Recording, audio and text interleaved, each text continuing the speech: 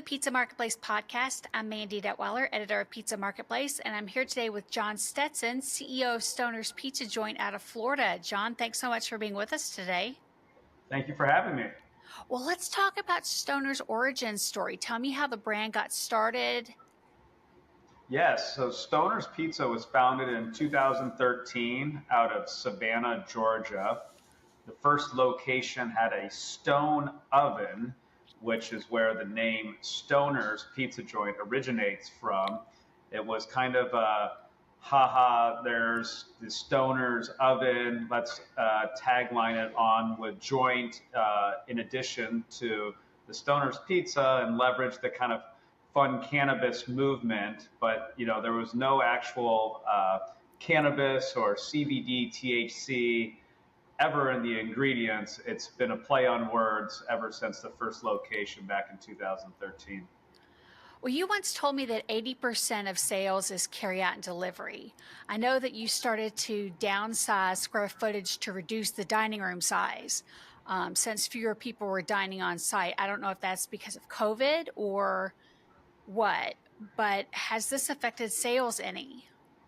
So COVID absolutely accelerated the delivery and takeout, but we started to see a little bit of a pivot when the third parties became more prevalent, Uber and DoorDash being an extra source of delivery, convenience for the consumer. So that was already kind of moving towards a little more delivery versus dine in. And then obviously COVID only accelerated people focused on, what's, I call it the Amazon model. What can I do sitting on my couch with 2 clicks and get something fast and easy? So that's what kind of pushed us more to the delivery takeout model, almost a ghost kitchen in some areas where you're really just putting orders on the counter and delivery drivers are coming and picking it up.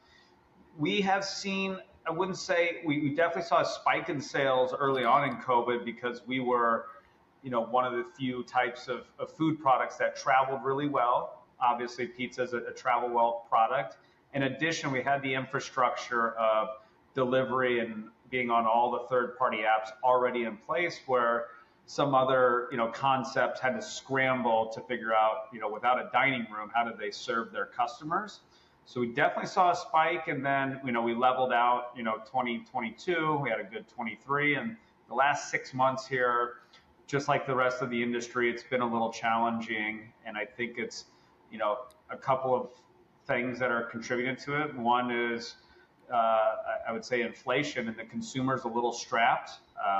Food prices have gotten very expensive, and you can only sell a cheese pizza for so much before people start to push back. So sales have been, a little bit challenging here in the last 6 months, but it doesn't have anything to do with, having a smaller footprint and dining in, I believe. Well, how are you combating those inflated pricing that customers are seeing? What are you guys doing on your end to make sure that business isn't falling off too much? Several things. I think first and foremost, we're trying to, beat out the competition and driving in traffic, and that's, sales specials and promotions. We are leaning on our loyalty program through our app, just like some of the bigger brands with, cash back or free pizzas for so many points, and literally trying to just engage with the customer one-on-one, owning the customer directly as opposed through the third party, which I think we started and many people started to rely upon. Well, we'll just do a promo or we'll spend some money on Uber Eats to drive traffic. Well, the margins aren't there anymore. And to combat the commissions, we unfortunately had to, jack our prices up. And now we're seeing a little pushback from the consumer, where we can price things and, retain the customer versus them looking for a cheaper option. And on a business, side, always looking where we can get more efficient, where we can cut costs without cutting quality.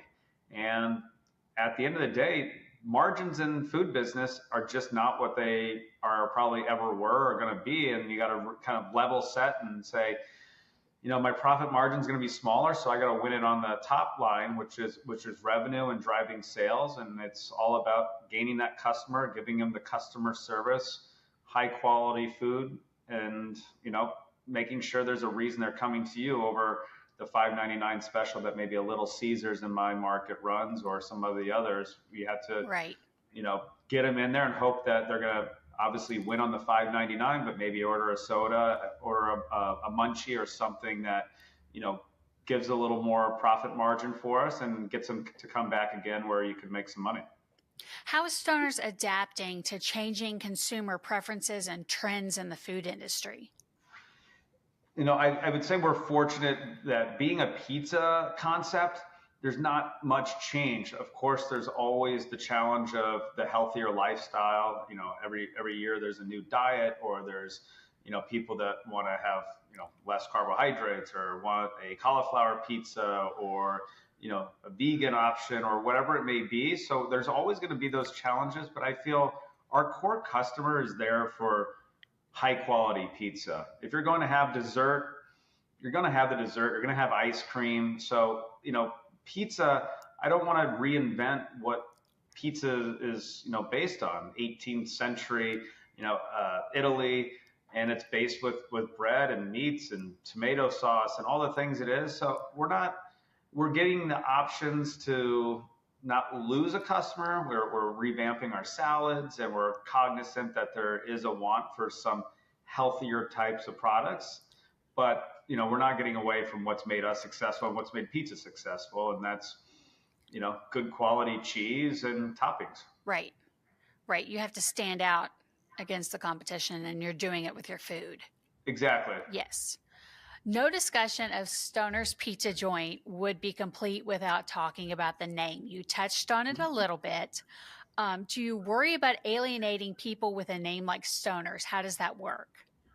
Oh, I think about it every day, and we kind of pivot depending on the market we're in. If we're on a college campus, I think we're very outgoing with the name. If you go into one of our locations, we'll have hashtags: legalize marinara, own a joint, get baked, and we kind of play on words of cannabis and pizza simultaneously. But then you go into some other demographics where it's more of a community and it doesn't resonate as well. We've, in those markets, dropped the joint from our signage, and it's just Stoner's Pizza. We dropped the hashtags. We just, developed a large partnership with the Florida Panthers here in Fort Lauderdale.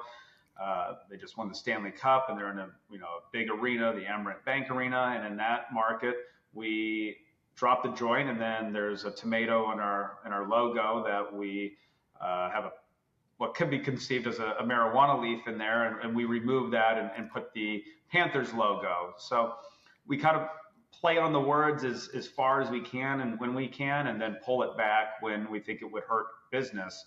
Myself being a father of two young kids, a 7 and 6 year old, the last thing I want to do is lose that family of 4 ordering my pizza on a Friday night because they think there might be some CBD oil in there, or people should know that THC isn't just legal everywhere and you can just throw it everywhere. You still need to be of age or have your medical marijuana card. So but they see it, and there's that, oh no, can't do that. I don't want my kids around that. And we deliver to a lot of schools, and so we're very cognizant of that. So we use it to our advantage when we can, and obviously pull away from it when we need to.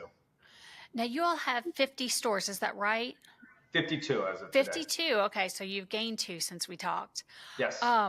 How are you ensuring consistency across the brand as you grow, and customer satisfaction that's the same no matter what Stoner's you're in? That's always a challenge that, first and foremost, franchisees and corporate, we're all ordering from the same food vendor, and we have locked in order guides. So all the recipes across, the locations are the same because we're ordering from the same food provider, and each one of the condiments and vendors that are within our distributor are the same. So all the product is the same. Now it comes down to execution, the portion sizes of those offerings, and it starts out on a new unit, in-house training. They come to our corporate location in downtown Savannah, Georgia, and spend 2 weeks training, and then we're constantly staying in front of the general managers and the cooks. We've developed an app where we have training videos, the menu boards that go up in front of everyone, the portion sizes of the cups to make sure you're putting enough cheese or not too much, not too little.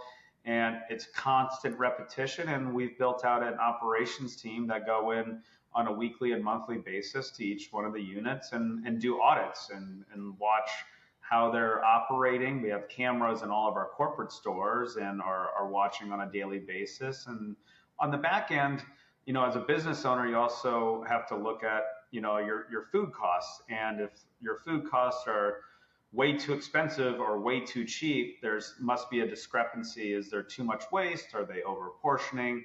Are they under portioning? So anytime there's something outside of our area of margin, that's when we, push it on audit and say what's happening here, and make sure that everything's up to speed. We do blind shopping, have people come in, call in, making sure they're everything that our brand standards are abided by, and that's how we've been successful in keeping a constant. Now, you mentioned your app. You built your own app. Correct. Why not go with a one size fits all? That's attractive. There's templates, right? There's website templates that you can start. Dropping the names of what the basic website build is, but for us to differentiate, and I think kudos to Domino's being the first mover 10 plus years ago to really put a big spend on technology, and they were the first to. It's in the oven, and then you could kind of track your order, kind of like you do with your Uber Eats today. And so we wanted to have our app be kind of an experience where, you had fun. We're actually doing a great update right now, which in real time, when you're putting your toppings on, it shows them being put on the pizza. So you can kind of visualize your pizza as you're making it, and kind of making it more like of an interactive process and not just, a hassle that you have to go through all the steps one by one. We thought ours was a little clogged to begin with, so we're constantly updating it. But we thought this would differentiate ourselves again, to have something where there's a user experience, the loyalty points that come in there. We get to push out specials to you. There's games on there, all those different things. I think personalize the experience that you have with stoners. Now, you mentioned to me when we chatted before that the last 6 months you've been focusing more on the customer, giving them an experience rather than considering them a transaction. Why is that important to the brand, and why now? For sure. I think we touched, a little bit on it earlier, that it's only becoming more competitive landscape. There's more restaurants out there, or I should say there's more closures too happening. And the reason is it's a tough market because margins are thinning. So how do I differentiate myself? It's got to be customer service and personalization. We just had a grand opening this past weekend in Coral Springs, Florida. And I went one by one through the line. How'd you learn about us? What do you look for in a local pizza shop? And kind of understood why they showed up. Of course, free pizza is nice. And you get to understand that people want to support local community pizza shops, which I still kind of consider myself not a national pizza brand. I kind of want to err on the side of more of the local mom and pop community pizza shop. And there's people who are, it was a Sunday morning, and they were people that were lonely. They didn't have much going on. They wanted to be, out and about and chatting with their neighbors and people that live in the same neighborhood. And that just made me think, geez, there's a real opportunity to get to know your good customer names, the good old fashioned Starbucks or local coffee shop back in the day where they knew your order before you walked in. And that's touching when someone remembers Mandy's order, or if it's at a bar, it's your favorite drink, how you like it mixed. And at the pizza shop, it's, this customer always likes extra pepperoni, or they have a kid who love our cookies. Let's give them a cookie on their way out. And I think, and right now, you're going to be battling pricing and quality, but the one thing that you can control is how you treat your customer. And so we've been trying to actively respond to our Google reviews and any reviews we can. We're doing that in-house. We're not outsourcing that to the Philippines and to bots, which many of the bigger brands are doing, because when you're getting just a quick general response, it's like they don't really care that I had an issue. They're just trying to show that they're on top of it. But if you're on top of it with, hey, this is John from Fort Lauderdale, so sorry to hear about your experience. How can I make it better? I'd like to get you a free pizza, and changing that, and then staying in front of even the good reviews that said, had a fantastic experience Friday night. They treated me well. Engage with that person too. You never, just focus on the bad jobs. You got to focus on, all of your customers. And so we, kind of put in a process where, incentivizing our GMs for, reviews. We're incentivizing them by responding to reviews. It's not only like, hey, give me a good review, I'll give you a free slice of pizza. You never know what they do to get that good review. So, you want to see it on all spectrums. Not everyone's going to be perfect. Sometimes you can't control the delivery driver from Uber Eats having another trip while he was bringing you your pizza. My least favorite complaint, and one that always sticks with me, is my pizza was cold. It sucked. Well, we all know the pizza came out at 525 degrees and it wasn't cold. So somehow between when it got out of our oven and got to the doorstep, whether it was time from the delivery driver to get there or something, that was the issue. And you got to take it on the chin and take the blame. It sucks to say like, yeah, sorry, we serve cold pizza, which we all know we don't. But how do we get that customer to come back and not think that we just serve cold pizza or we have bad delivery drivers? And it's a constant game. So we just, put the customer first and always think of how can we do a better job, and customer's always right. I love how my employees like to fight for the brand and fight for me, but I always tell them at the end of the day, you're fortunate it's not your money you're losing by giving them the extra free pizza they're asking for. If it becomes redundant and they complain every week and you're giving a free pizza, they're beating the system.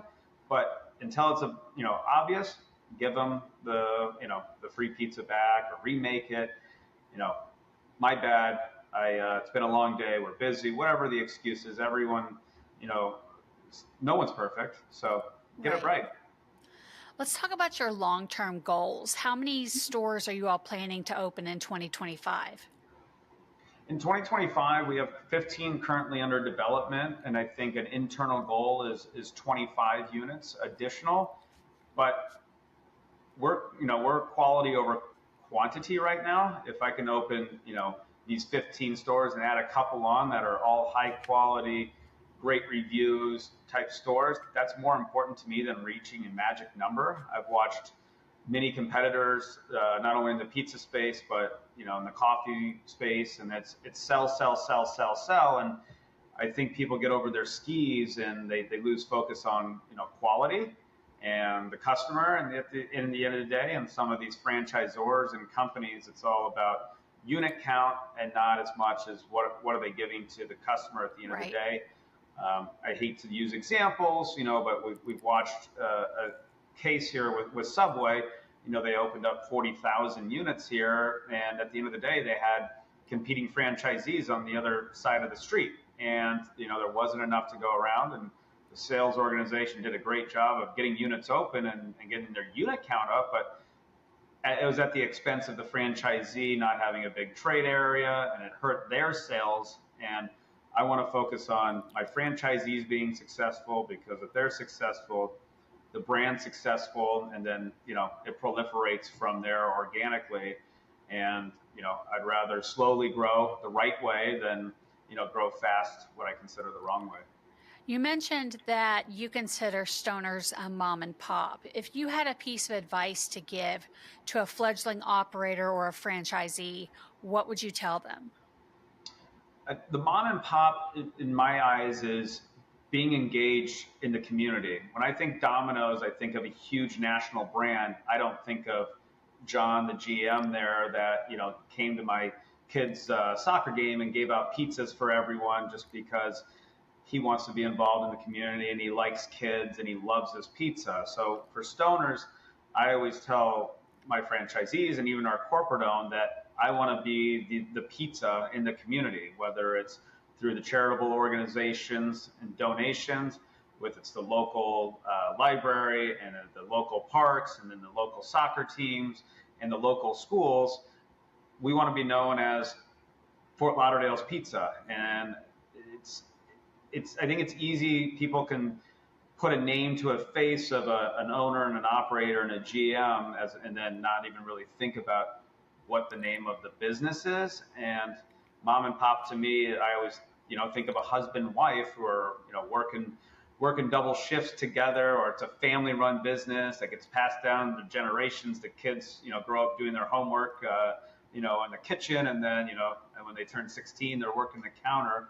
And that's what I want the feel to be, that we're more than just a franchise that sticks to a certain system while we do, but I also want it to be forward facing, that we're involved just outside of our process. Right.